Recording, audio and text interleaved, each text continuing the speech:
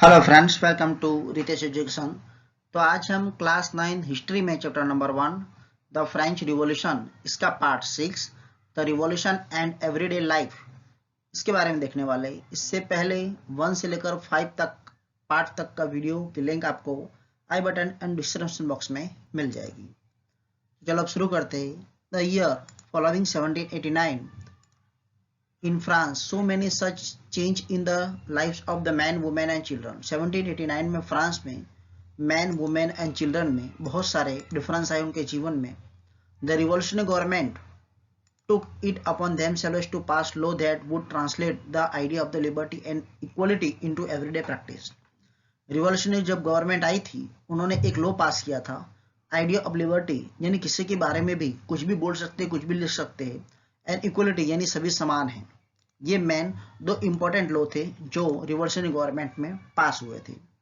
One important law that come into effect soon after the storming of Bastille in the summer 1789 was abolition of censorship. एक important law ये हुआ था कि Bastille के बाद, summer और बेस्टाइल के बाद 1789 में अबोलिशन हुआ था। सेंसरशिप मतलब क्या हुआ था? सुप्रेशन ऑफ स्पीच, पब्लिक कम्युनिकेशन। यानी सेंसरशिप मतलब ये जो कोई भी मतलब किसी के बारे में बोल सकता है, बराबर, ठीक है, पब्लिक कम्युनिकेशन कर सकता है, तो उसके पहले उसके पहले क्या था? बैन था, वो बोल नहीं सकता था, बराबर, ठीक है। लेकिन अब ये जो बैन था वो हटा दिया था। अब किसी के बारे में कुछ भी बोल सकते हैं, न्यूज़पेपर में लिख सकते हैं, भले वो नेता हो या कोई भी हो, राजा हो, कोई भी हो। In the old regime, all written material and culture activity, books, newspaper, play could be published or performed only after they had approved by the censor of the kings. Old system में कैसा होता था कि totally जो भी books थी, newspaper थी, play था, कुछ भी पब्लिश होता था तो वो पहले किंग की परमिशन लेनी पड़ती थी, और उसके बाद अगर वो परमिशन देवे तो ही वो छाप सकते थे। लेकिन अब सेंसरशिप जो है वो अबोलाइजेशन हो गया, यानी अब कुछ भी छाप सकते हैं, किसी के बारे में कुछ भी बोल सकते हैं। मीडिया का अकॉर्डिंग टू जो है, अगर वो गलत कर रहा है तो उसकी आवाज उठा सकते हैं।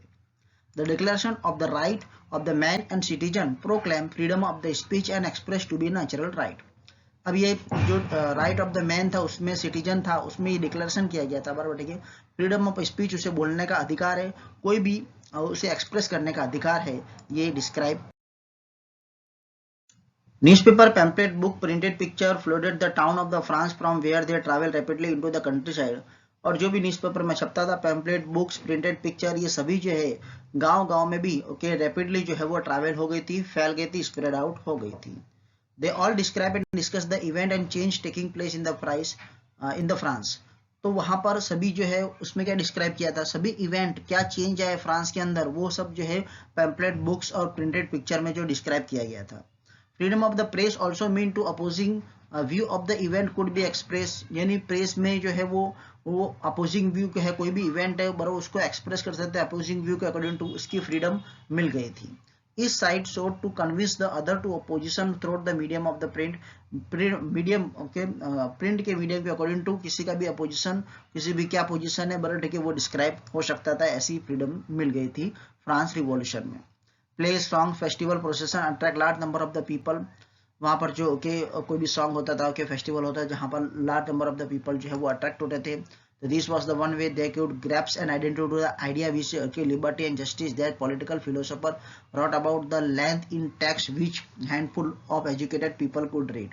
अब ये जो है एक आइडिया था जहाँ पर large number of the people वहां पर अट्रैक्ट होते थे, और उनको लिबर्टी लाने का, न्याय लाने का, जस्टिस लाने का, पॉलिटिकल फिलोसफी का उन्होंने क्या लिखा है, बराबर, ठीक है, वो एजुकेटेड जो पीपल थे वो पढ़ सकते थे, एंड देन आफ्टर जो है ये जो संदेशा था, बराबर, ठीक है, वो फैल। चैप्टर का कंक्लूजन देखते हैं। नेपोलियन बोनापार्ट, जो आपके एनसीईआरटी के टेक्स्ट बुक में ये पिक्चर दिया है, अब उसके बाद 1804 में Napoleon Bonaparte crowded himself emperor of the France. किस प्रकार वो 1804 में नेपोलियन बोनापार्ट जो था वो फ्रांस का राजा बना था। नेपोलियन ने जो है किस प्रकार यूरोप को मॉडर्न बनाया था। इंट्रोड्यूस उसने बहुत सारे मतलब प्राइवेट प्रॉपर्टी के प्रोटेक्शन का, यूनिफॉर्म सिस्टम का, वेट का, डेसिमल मेजर का इंट्रोड्यूस कराया था, उसके भी लो उसने पास किए थे। Initially many show Napoleon as the liberator who would bring freedom for the people, उसने लोगों के फ्रीडम के लिए जो है बराबर ओके, लोग फ्रीडम हो बराबर ठीक है उसके लिए उसने लिबरेटर भी ओके बताए थे। And but soon Napoleon okay army came to view everywhere invalid force okay, Napoleon की जो आर्मी थी बराबर ठीक है वो हर जगह दिखने लगी थी। और वो जो है ना ऐसा नहीं था कि नेपोलियन हर बार जीतता ही था, वो ओके वाटरलू जो है बराबर ठीक है बैटल में भी 1815 में वो हारा था, ये आप देख सकते हो इसका picture okay. Many of these measures that carried revolutionary idea of the liberty, modern law to other part of the Europe had impact on people long after Napoleon had left। उसका जो है रिवॉल्यूशनरी आइडिया जो है liberty okay modern law का बराबर ठीक है वो यूरोप में क्या इम्पैक्ट पड़ा, उसका क्या इफेक्ट पड़ा बराबर ठीक है वो आप देख सकते हो। The idea of the liberty and democratic right were most important legacy okay of the French revolution. जो डेमोक्रेटिक का राइट था ओके उस ये आइडिया था आइडिया ऑफ लिबर्टी था बराबर वो मोस्ट इम्पोर्टेंट था। इसके बारे में हम ओके ज़्यादा जो मोर डिस्कस जो करेंगे बराबर ठीक है वो आपके क्लास 10th में है, ये चैप्टर है उसके बारे में डिटेल में दिया है। जब ये तो जस्ट आपको लास्ट पार्ट में कंक्लूजन में शॉर्ट जो है ओके आपके समरी टाइप दे दिया है थोड़ा बहुत, लेकिन इसके बारे में डिटेल में हम क्लास 10th में देखेंगे।